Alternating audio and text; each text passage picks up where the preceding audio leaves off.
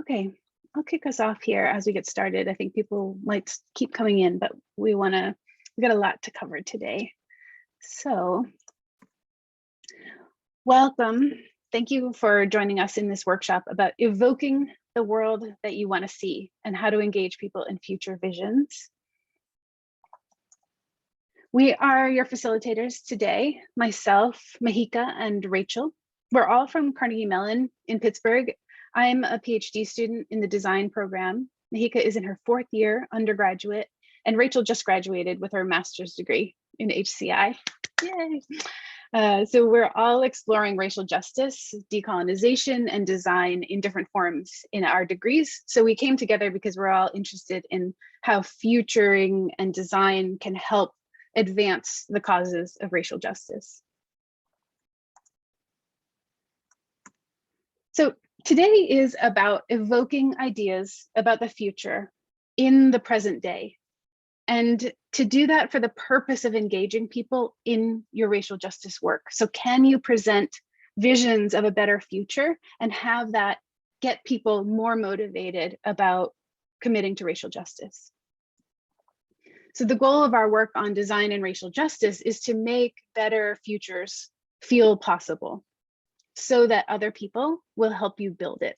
That's our hypothesis. And as an example of a future vision, you could consider the phrase Black Lives Matter as a future vision. And Adrienne Maree Brown describes Black Lives Matter as an Afrofuturist and visionary fiction, because we see something that isn't there and we bend the world and assert and embody a future where Black lives will actually matter. And that's the world that she wants to create, that has brought people into deeper into a cause. And so Black Lives Matter is a statement of truth, but also a reckoning with a present where Black lives don't seem to matter, and a description of the future we want to see, which is a better world where Black lives are truly valued as equal and protected. So it is a proleptic statement in that speaking as if the future is already here, right? It's not saying we want Black lives to matter, or I hope someday Black lives matter. It becomes proleptic when you speak as if it's already true. Black lives matter. That is a proleptic statement, which is a way of evoking the future. So by saying it, the organizers brought Black lives mattering closer into being true. And it's rallied millions of people to work together towards justice. And it reminds us of why we are struggling, why we are working, why we're calling for change, because it reminds us of what we want that better world to accomplish. So that's what we're going to experiment with here today, is the idea of how you might bring more proleptic statements into the world to describe and remind people of that future we're working toward. And so I'll pass it over to Rachel to talk about how we've structured this workshop.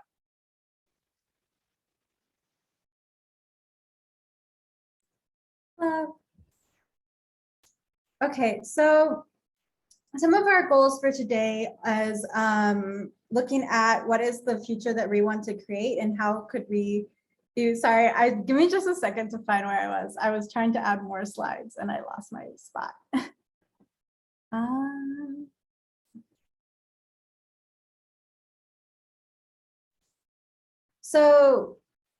Okay. So some of our goals for today are to play with the future. And so we're going to do that in 2 parts. We're going to have 2 different activities. And in the first one, you'll work individually to describe the just future that you want to create. And in the second part, you'll brainstorm in groups to figure out different ways to evoke that future in the present day.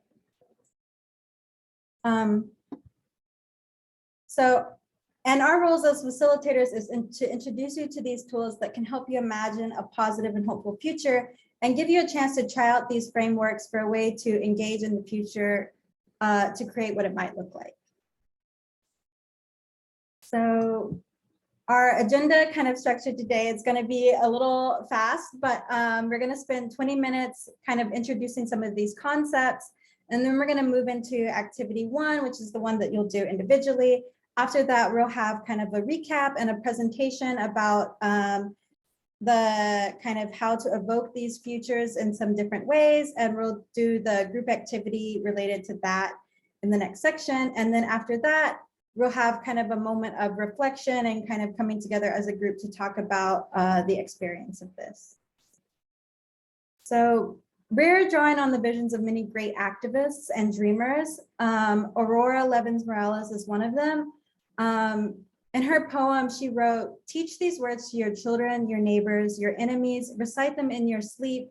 Here in the cruel shadow of the empire, another world is possible." And that's what we're trying to work towards today, is teaching these methods and kind of just as a group trying to bring this one step closer. So before we begin the activities, we also want to set sort of a foundation for these activities and why they're important. So we'll just quickly touch on the value of visioning in racial justice work as a whole. So first off, creating visions of better futures can be a leverage point for change. Sociologist Ruth Levitas says that this type of thinking disrupts the taken for granted nature of the present that we exist in right now. Additionally, Barbara Arnwine talks about this as positive envisioning, as we create, and she encourages activists to practice imagining in order to create the conditions for the reality that we want to exist. Next, the fantastic abolitionist, Mariama Kaba, advises us that instead of believing in that change cannot happen, instead let's ask ourselves that we can imagine ourselves and the world. That's what makes a more just world even possible in the first place. So as for what these visions could even look like and try to give more grounding to what we're talking about, they can exist in a variety of spaces, whether they be calls for change in a tweet like "I dream of a day when Native American women are truly and sincerely loved and protected the same way they love and protect." Or they could be a book that details out a future of education in which universities are reoriented around enhancing the potential of students while also providing benefits to their communities. They've also started to exist in more common forms of media, like this is an article from Boston Globe, which talks about the future of food, and it details out a sustainable cookout in 2030 and lets us live in that world. So as of right now, future studies is more commonly used in the corporate world, where organizations use it to predict the future and try to get ahead of their competition. Governments use futuring to prepare for change and plan for risks. Peace studies have developed as a part of future studies after World War II to help people imagine that peace is possible and can de-escalate militarization. So our research and what we've been doing thus far is to think about these tools and adapt them to the work of racial justice, specifically to help advocates imagine what is possible with racial equity, even if it takes a very long time to get there.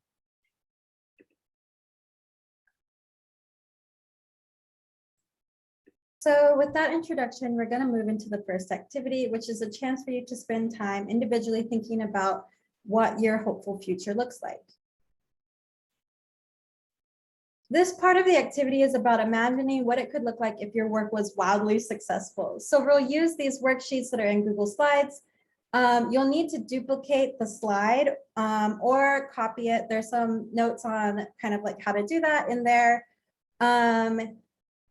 Just make sure not to go past the slide that's marked end of part 1. So it's pretty marked in there. So I don't think you will, but just as a note, we'll put the link in the chat.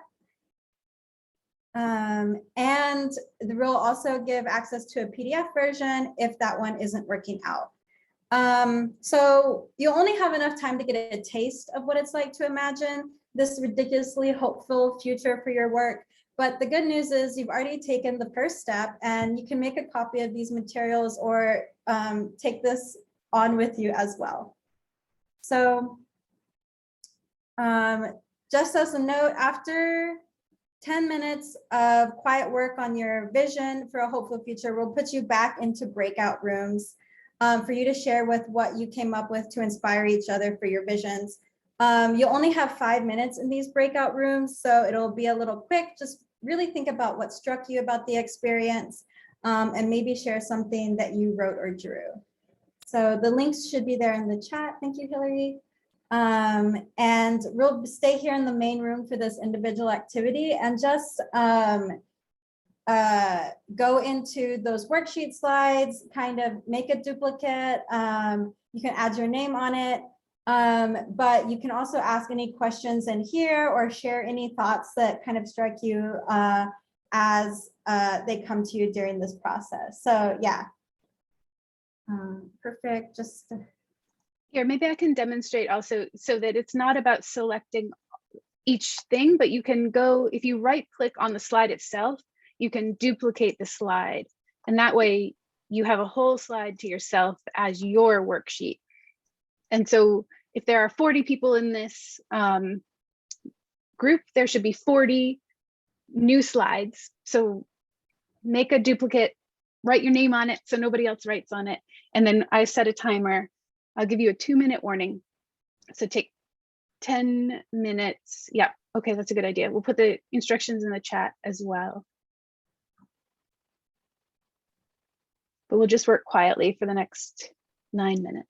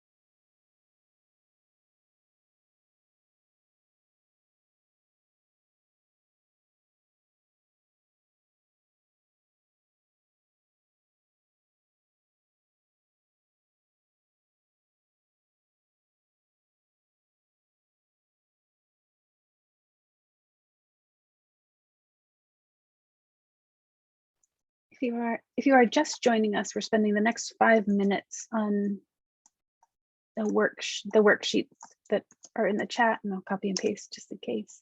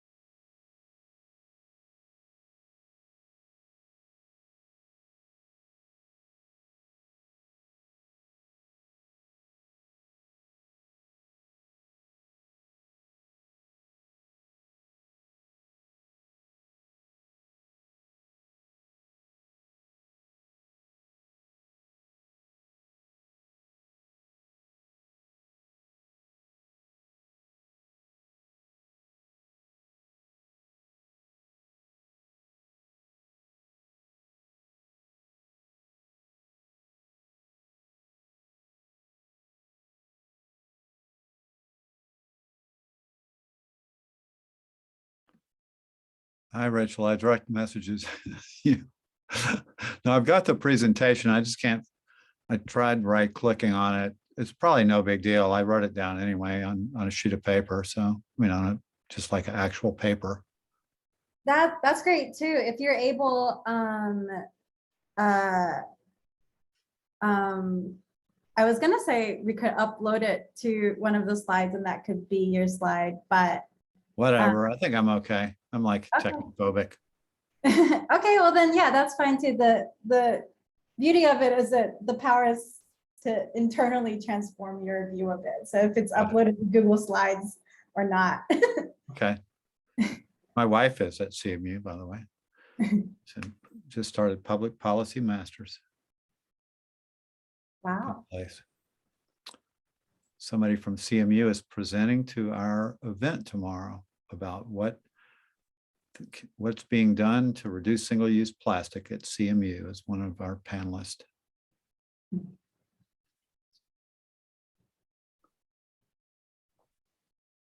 Nice.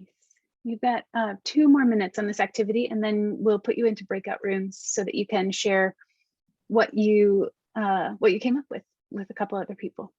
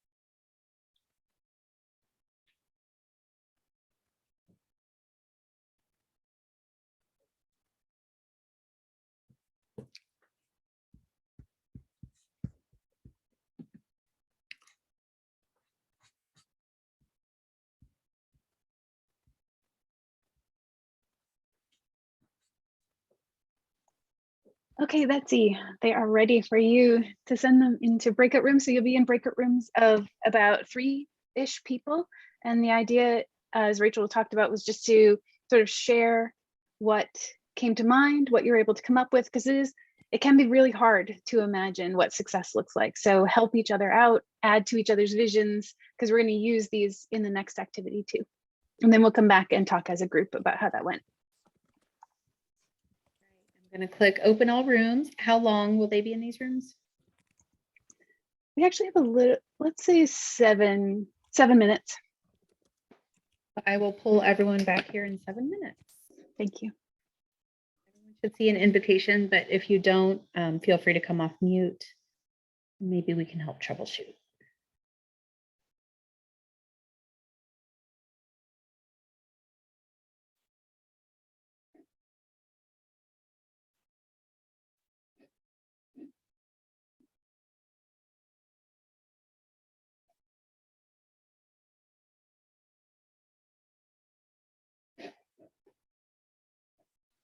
I'm going to go hop in to see what people say. Actually, Hillary, do you mind joining room 12? Because it looks like someone didn't join there and they've only got 2 at the moment. Mm-hmm. Thanks. Great.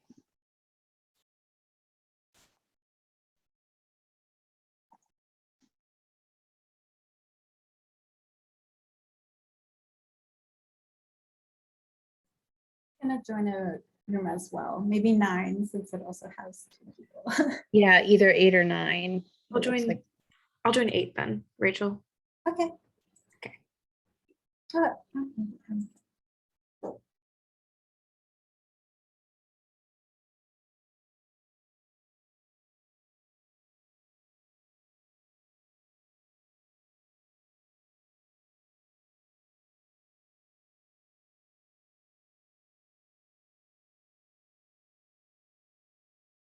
So Peggy and James, if you can hear me, there should be an invitation to a breakout room that you can join if you want to take place in this first activity.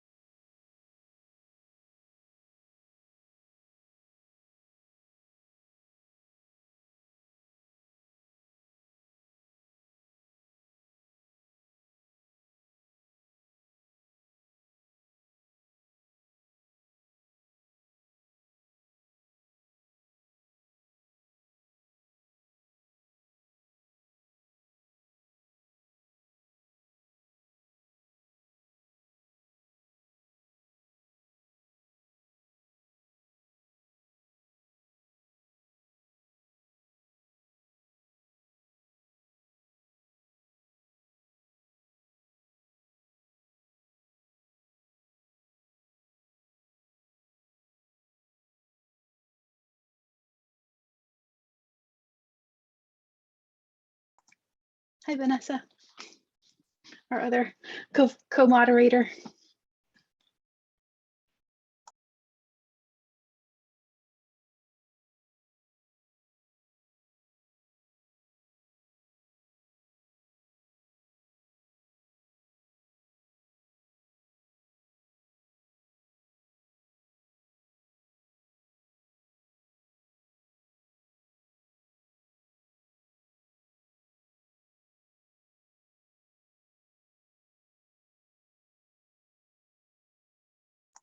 Welcome back, everyone. Rachel, do you want to lead the discussion? Or sorry to put you on the spot. Yeah, it's totally fine. Yeah, I'll just bring up some points from the group that I was in, and then hopefully people can maybe share things that came up in theirs as well. But I think our group had like kind of two different in the initial conversation, two different backgrounds, but almost the same vision for the future came from that. And I thought that that was really beautiful. It was like looking at more kind of like social connectivity, and I wrote, it wasn't exactly what was said, but more tenderness for others generally out in the world. And I think that is something that I found really interesting, that the different backgrounds came to this. So I don't know if others have kind of similar things that came up in their group, or anyone wants to add any more to that to also get us started.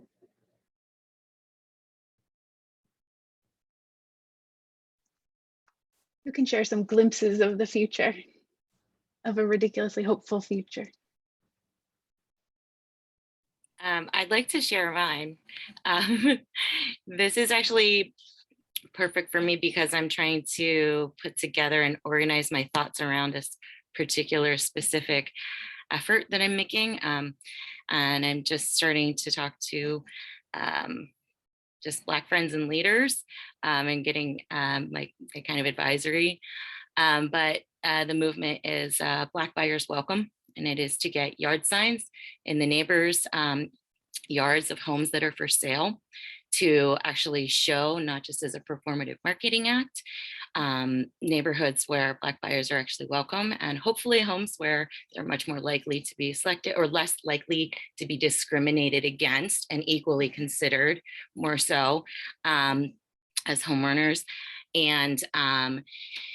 And so these questions were really good because it's specifically delineating what am I going to look for to see the success, a specific increase in the number and percentage of Black homeowners. Only this is like a really big idea and movement and passion and mission that I'm working on. But ultimately, you know, really for individuals, a decrease in the anxiety in the hours spent home searching and being discriminated against, being harassed, and also actually fewer people living next to racists. Fewer people of all of us living next to racists whenever possible. And ultimately also moving the minds of people to understand that systemic racism goes beyond just the policing system, and it goes to all systems, starting with real estate. I think a lot more people can wrap their heads around it being multiple systems, not just the right to live. So this really helped me with a lot of questions that I hadn't thought about, and actually really kind of solidifying this concept that I have. So thank you. Thank you so much, Jenna. And I love that Brittany is in the chat saying, I love your big plans. Like, don't be afraid of these big, ridiculous success. You can dream big. That was the exercise, right? Be bold about it. I think it's hard, but that is sort of part of the practice, is just permission for a moment to be ridiculously successful and imagine what that looks like. Anybody else want to share their glimpses of the future?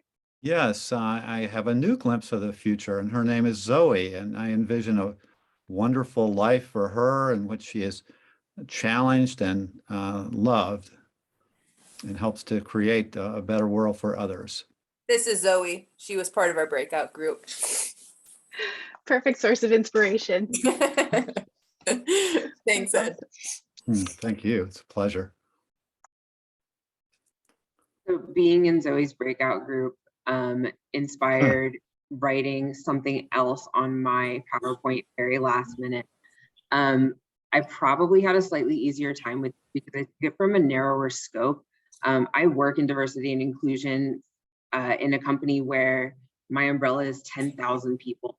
So I have a really big opportunity to do things like this right now. And I've been informing that through this whole process. But thinking specifically in terms of employment in that better world, what would that look like if my work were successful? And it would be really at every employer, no matter like how big, intentionally building a culture that prioritizes human care and dignity above all things. For example, a new job that would exist in almost every larger company would be daycare person, right?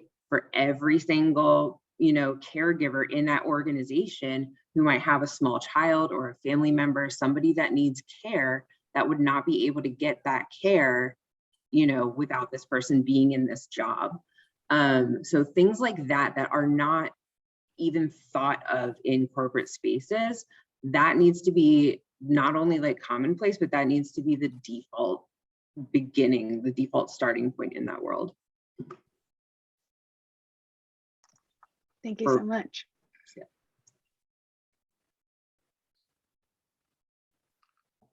Yeah, something that strikes me is that often these radical visions of a better future are not really that radical, right?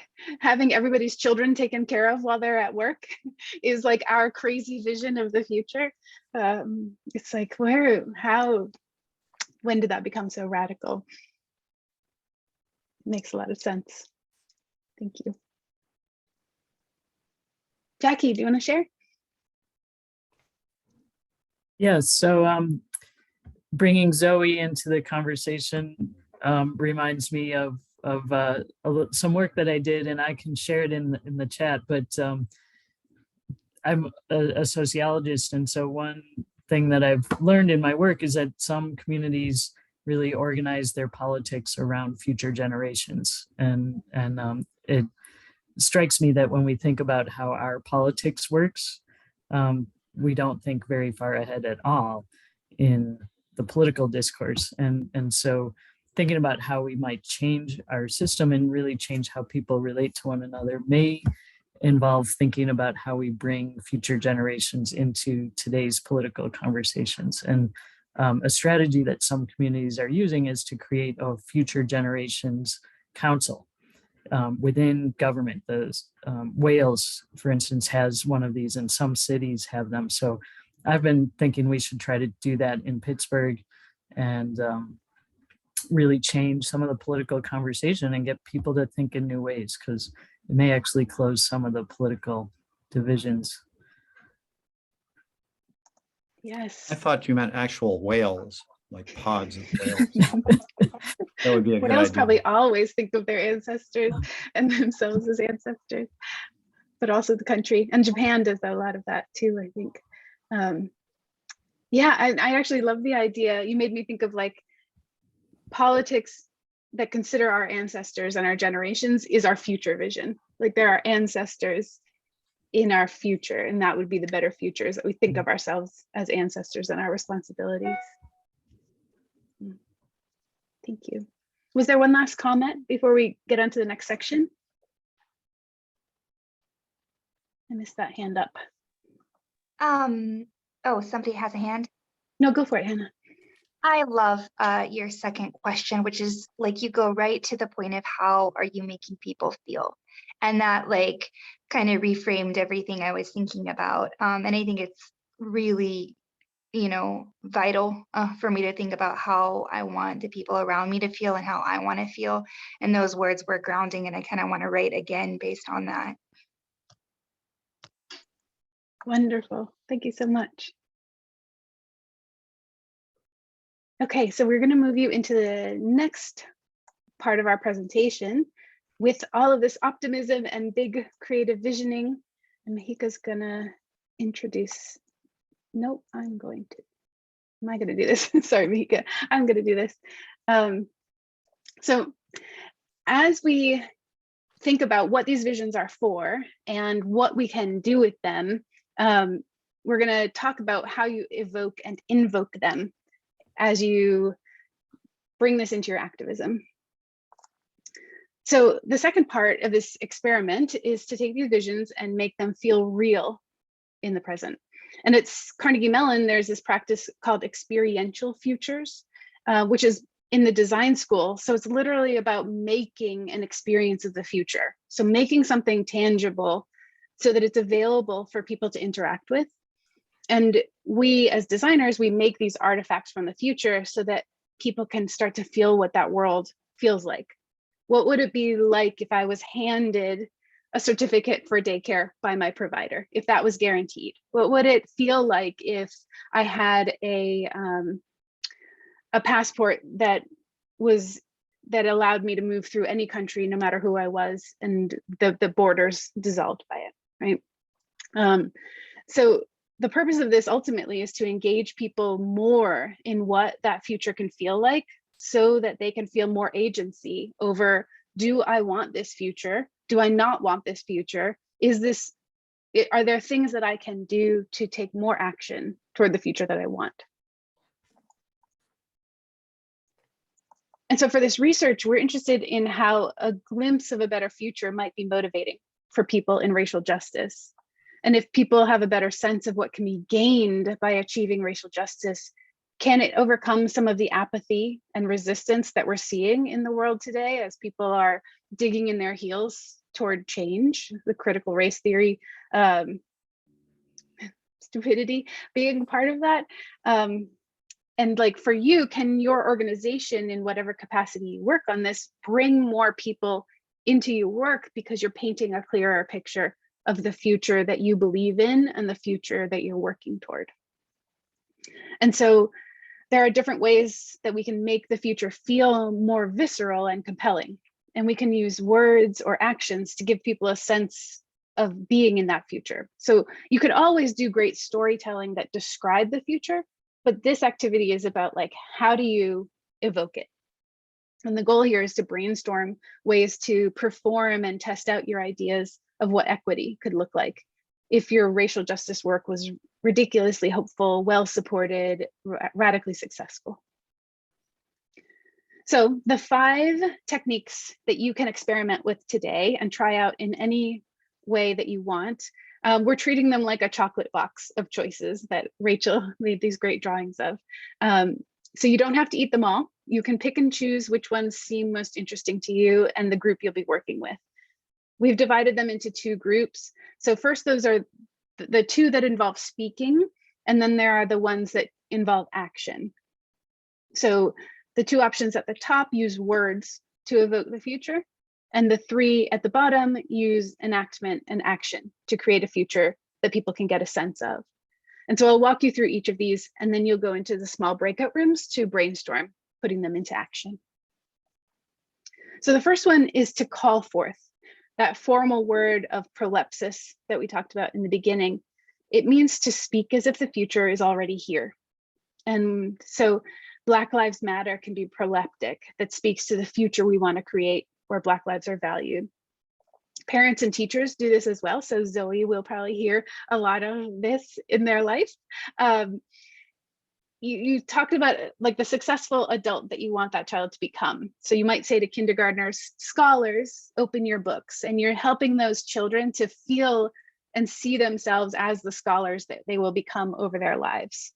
And athletes and coaches do that, right? We're all winners here. We're winners. And you're sort of evoking that feeling of having already won.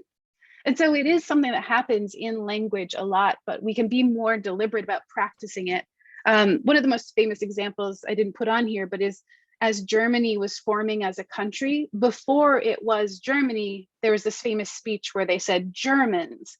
And in that speech, it was a matter of like helping that country come into being by calling the people what they were going to become. And so an organization that does this really well is Dream Defenders. They have this amazing report called the Freedom Papers. And they use a lot of proleptic language in it to envision the world that they want. So this one, they say, by virtue of being born, each of us has the absolute right to live free of violence. And this, like Black Lives Matter, is like, this should be true today. But by saying it, it's like, is it? Or can we move more toward a reality where this is very true and we can embrace this in the present? Okay, so the second technique that we're proposing is about reckoning with the past and reframing it to make room for the future. And in theology, there's this term called prophetic imagination, which is to reframe the past to make the better future seem more possible. And in literature and Black spirituality, there are these ideas of conjuring, right? Conjuring new possibilities through self-fulfilling transformation, a proclamation to identify problems and act to solve them. So it's sort of like manifesting, right? Can we look to the past and say that was wrong? The present is making space. There is a future that is imminent and inevitable, and we are making that path toward it. Walter Brueggemann is a scholar who describes this activity as reckoning with the pain of the struggle, but also an insistence that there's room for hope. So it is sort of the struggle and hope that comes up in theology, but I think Nicole Hannah-Jones has been doing this with the 1619 Project, right? She's been making this argument that since enslavement, Black Americans have been leading the fight for democracy. There's so much that we owe to that struggle that makes our country better, that it becomes inevitable that Black Americans will continue to lead the fight and be leaders in the movement going forward. And so she's reframing our past so we see Black enslaved folks not as victims of everything, but actually strong and in leadership positions so that that path becomes clear. And so are there ways that you can reframe the history of what you're working on so that people understand that that is opportunity and that there is this sense of movement toward the future and the future that you want to usher in? All right, and then the third one, as we move into action, is about alignment. And this is inspired by Adrienne Marie Brown's work on emergent strategy, which is this fantastic book about how we can embody a better world and how it's important to be in alignment within our organization so that we can practice that world that we believe in. And she writes about how our relationships and organizational structures are the first place where we practice that world we want to see. We practice justice and liberation and alignment within ourselves, within our relationships, within our organizations, and it just becomes this fractal growth outward as long as we are practicing at every level that we can. And she writes about this organization song, Southerners on New Ground, where they practice this radical acceptance and belonging in every meeting and space that they create, because it's the way that they want the world to be. So on their mission statement, they have this text that song creates spaces in which all of a person's identities are honored and affirmed. No one is asked to prioritize one or the other, and no one is left behind. And so are there ways where you can look at your organization and say, there are ways where we can be more in alignment with the future, and we can use that to make sure that we're practicing that world? Okay, and then the fourth one is the ways that you can act on your vision of the future to demonstrate it to other people. Like, and this one is more like a performance. Like, can you create a world that shows a performance, a play, some theater that gives an embodied experience of the future world to inspire new possibilities? And this word of prefigurative, to prefigure or make the world you want to see, is often associated with Occupy Wall Street. They had the kitchens that were like existing outside of capitalism. And so there are all these ways that they were trying to give us a taste of a world that isn't dependent on capitalism. And so if you went to an event with Occupy Wall Street, you for an afternoon could live in a world where capitalism isn't the dominant structure. Art performances do this as well. And it's really about helping us challenge the status quo, helping us see the water that we live in and say, do we want this? Can we change it up? Helping us believe that these big structures are open to change. And so I thought this one was really great. A town in Indiana did this for a weekend. this struggling town transformed itself into a vibrant version of itself. And it was led by a theater crew. They helped build props and stage sets and false fronts to the stores and different events. And so for the weekend, they got to paint a picture of how the town could renew itself without gentrification from big business. So it was sort of a ground up renewal that allowed people to experience a town that they could be more proud of and get behind. And the local paper described it as a unique community performance that helps residents of the inner city neighborhood resist gentrification by using their imaginations. And it was, so sometimes you have to embody that so that people can believe it and work toward it. Okay, so the last one, number 5, is about prototyping. And this can be called pre-enactment, meaning to sort of like, you know, act out before it really happens. So this is about testing ideas for the future in order to learn and to iterate. So while the other one was more about what can you perform, this one is like, how do we test it on a small scale to see what works and doesn't work, and then make a different change, and then try it again and slowly scale it. So it's about trying out and figuring out how your solutions for the future can start to work. And so like in a temporary and safe space, you can experiment with what you want to see, different types of policing, restorative justice, reparations, well-funded public schools. Can you create prototypes of these things that exist on a small scale that help people engage with and get behind these ideas and want that world more? So I think of this with policing a lot, because it feels like when we say abolish the police, people get really scared because they only see the absence. They only see like, what do we do when we don't have any police? But if we can start to fill that gap with, well, this is what we have instead. This is what it feels like when police aren't the only option. So Cahoots is doing that. It started in Oregon, and now it's being tried out in other cities. And it's a small experiment, but it's real. They divert some 9/11 calls to social workers rather than to armed police.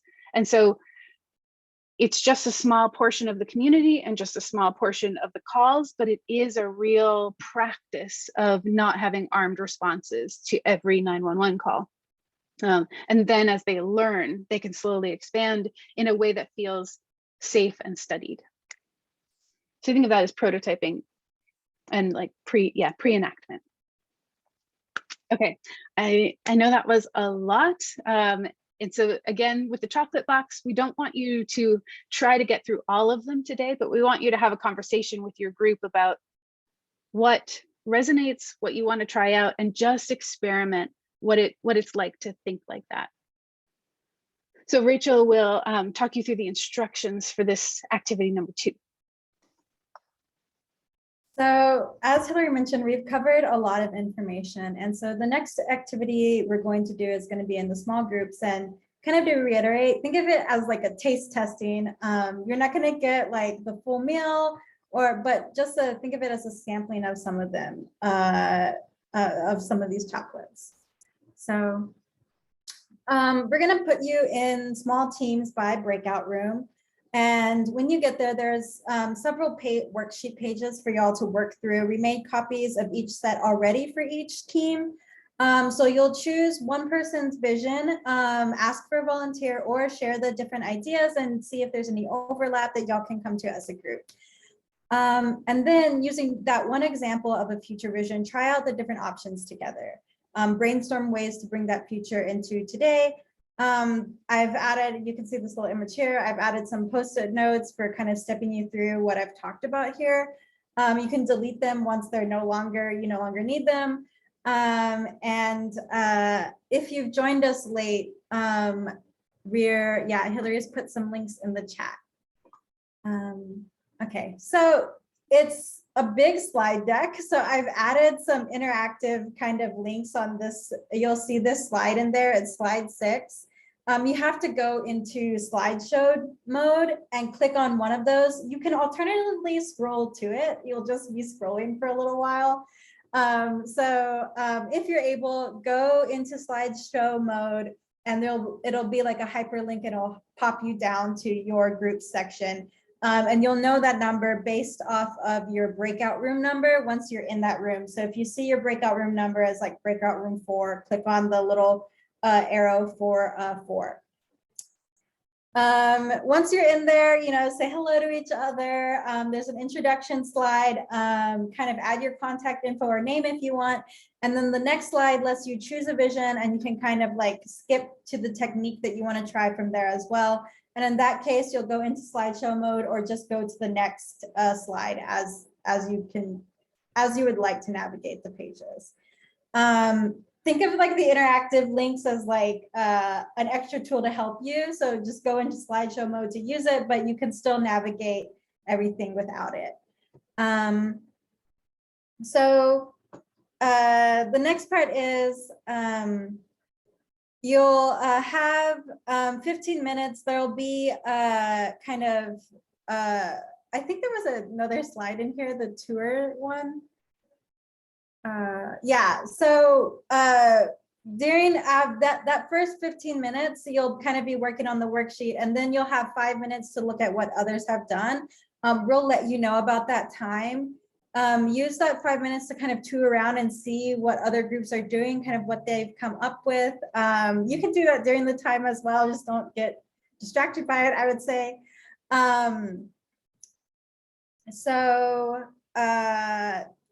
Just to recap, you'll get as far as you can in 15 minutes with your group, kind of through the box of chocolates.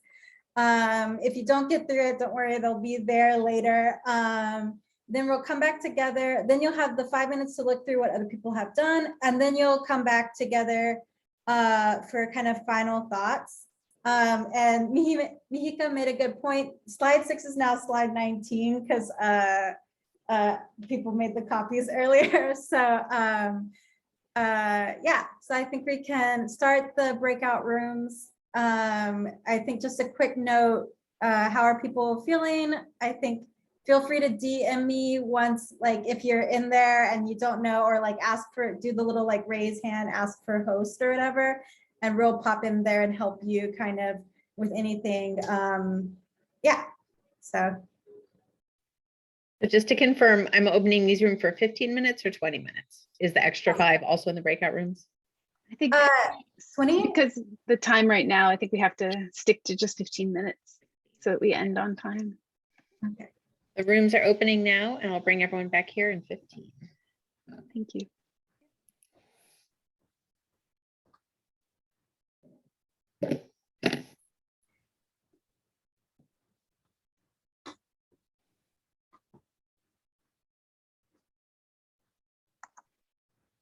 Great. We're not too bad on time. We have, I mean, I know the closing ceremony starts at 5:30. Yeah. So we sort of a hardish deadline. Maybe it'd be we hopped between rooms just to make sure that everybody is not confused. Yeah. And actually, it looks like room 2 only has 2 people in there. So if 1 or 2 of you wanted to go by room 2, that could be good. Okay. But all the other rooms have 4 or 5 people joined. Okay, I'll go into room 2 then. I think I got an invite for it. Usually, so. Do you want to go from bottom up, Hillary? I can go from top down to see the rest of the rooms and make sure everyone's doing okay. Yeah, that's a great idea. Thanks. Sounds good. Be in room 1.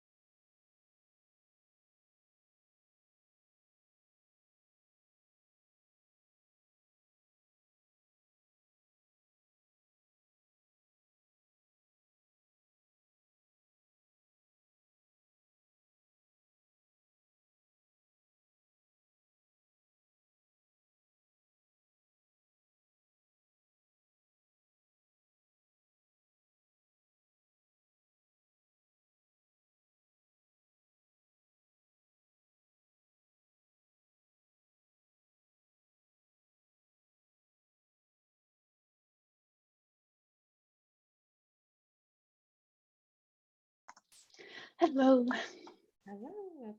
How was it? Good. I visited two groups and they're in two very different places. One was like, well, getting stuck on Google Docs for a little while, unfortunately. But then like describing the vision and getting really excited about that vision of the future. And then I jumped to another room and they didn't have a vision of the future. They were just working on prototypes. But they all seemed like it's really nice conversations. I attended this summit in person two years ago. Mhm. And then last year, it's just like really wonderful group of people, you know? Yeah. Open, interesting.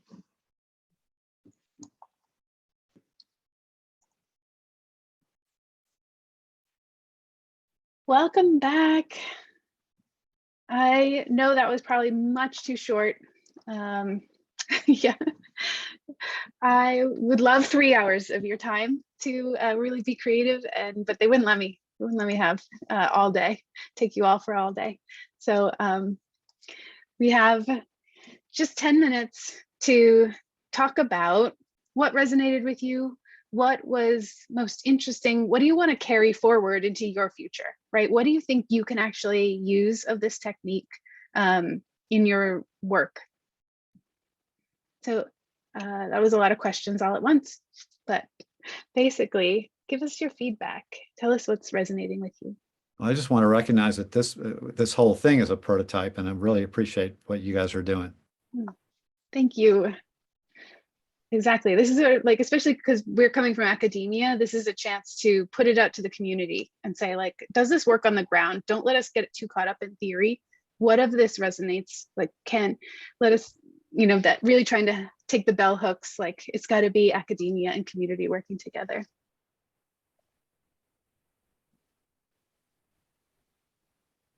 Oh, Kelly, yes. Our group I think it was really interesting. I get really inside my head sometimes, and I think like, oh, we have to plan everything out perfectly before we can try something out. But we had so many different perspectives in our group, and right off the cuff, we could come up with like 3 or 4 extremely different and extremely useful prototypes. And so that was really cool to listen to and to talk about with everyone. So everything from like talking about paradigm shifts in gardening and biodiversity and encouraging different plant types and things like that, to talking about risk mitigation and safe access to drug use and destigmatized. And then like from those two, even as far over to talking about like students taking an active role in education and being able to be active stakeholders with their teachers. And so it was wild that we could come up with many different prototypes all in like 10 or 15 minutes. And it just reminds me that everyone has different perspective and background, and we can probably do things at our level, not just pie in the sky. So that was what our group talked about. Awesome. Fantastic. Thank you, Kelly.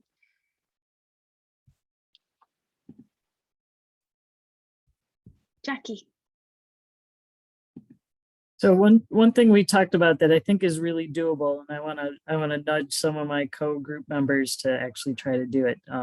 We were talking about how conversations about reparations can help us rethink the past in transformative ways, and Nathan and Seth were interested in the problem of in STEM fields and how diversity is so rare there.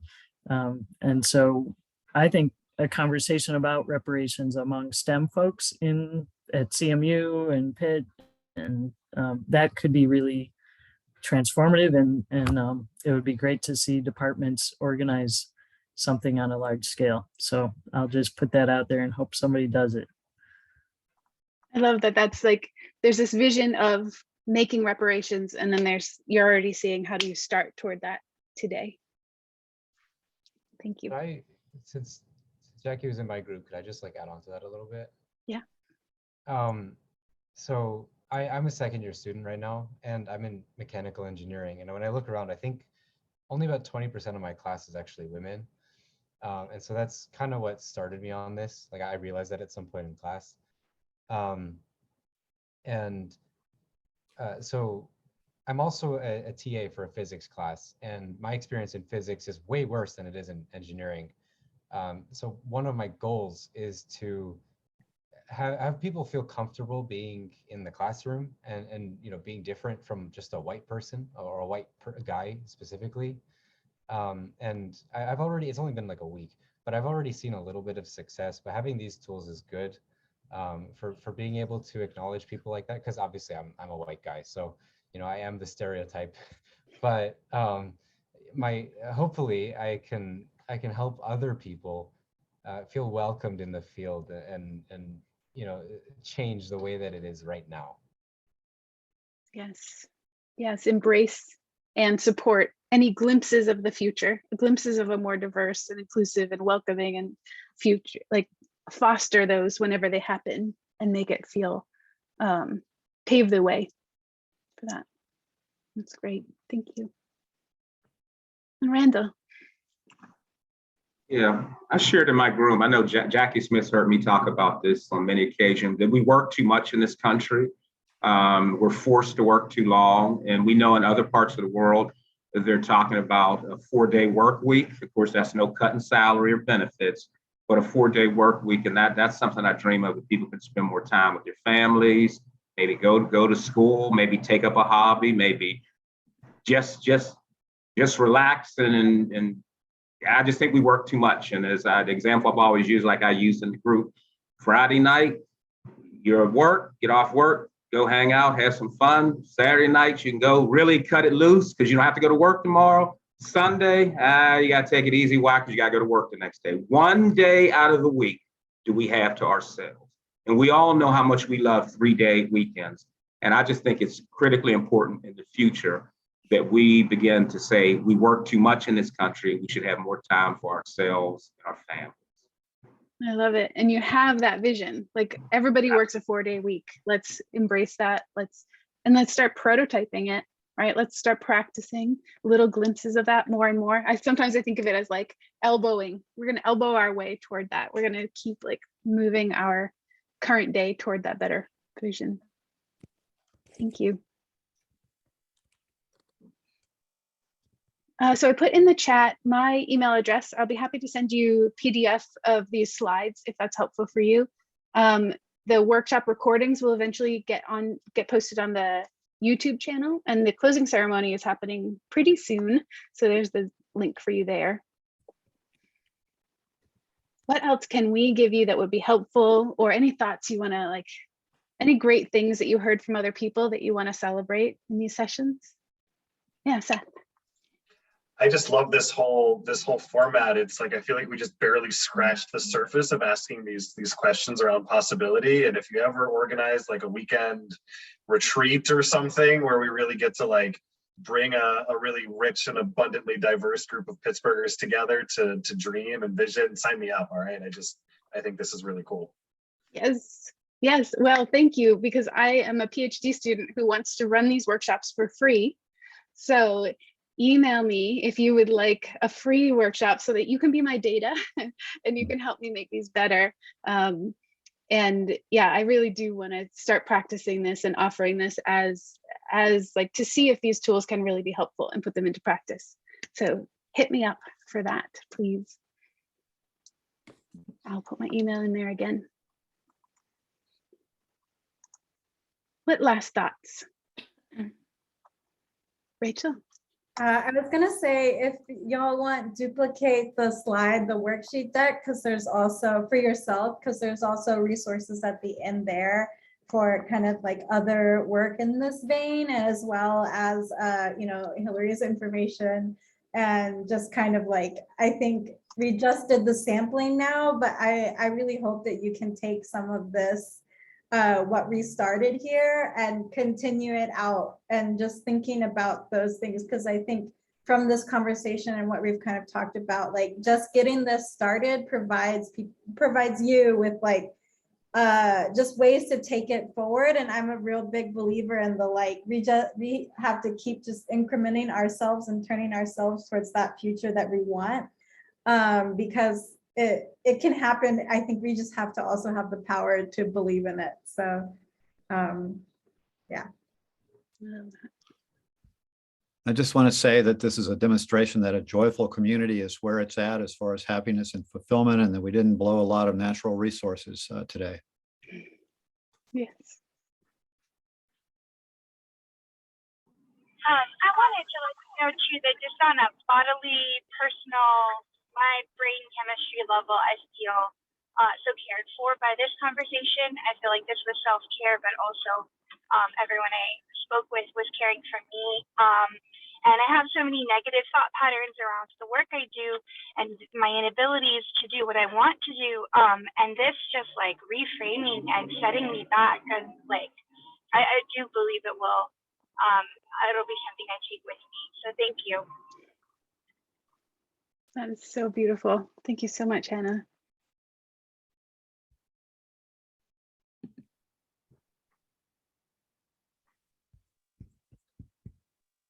I just want to encourage people. Betsy has put in the chat the links to both the surveys for this workshop as well as for the whole summit. So I encourage people to do that so we can make the summit better, make it more relevant to you, improve it.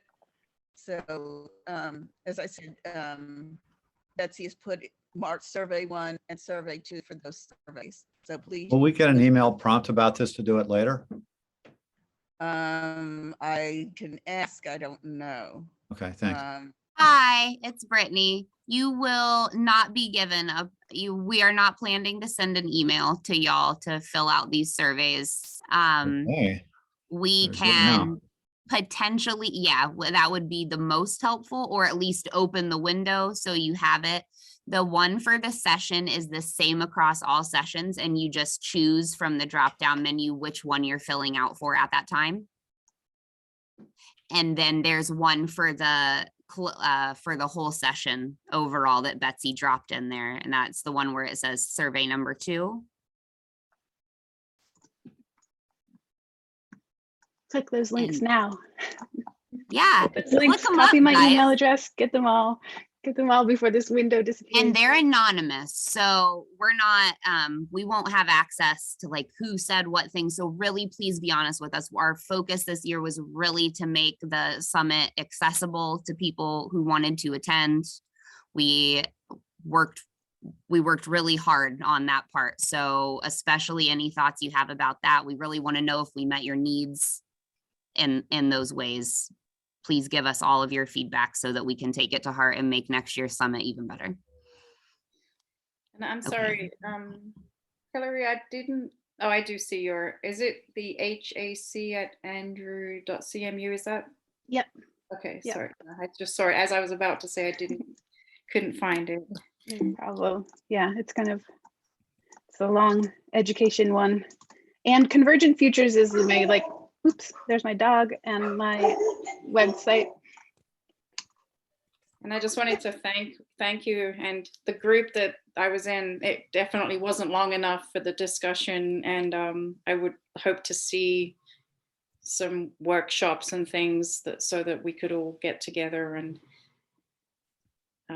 get more ideas and everything. But it did make me a lot more hopeful that there's a lot more people that have the same ideals that I do. So I appreciate this.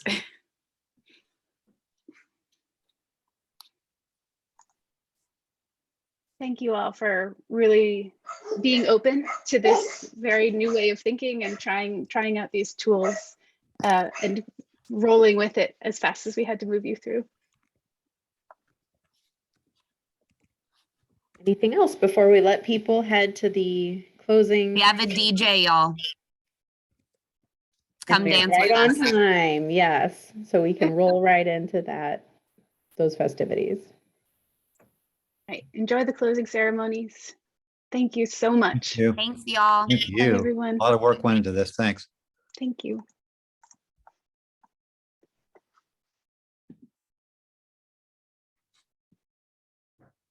Hey. Thank you so much, Betsy. Absolutely. Do you need anything else before we officially close this? No, it seems great. Great job. Amazing workshop. Thank you. Thank you, Rachel. Enjoy the rest of your weekend. Bye, everyone.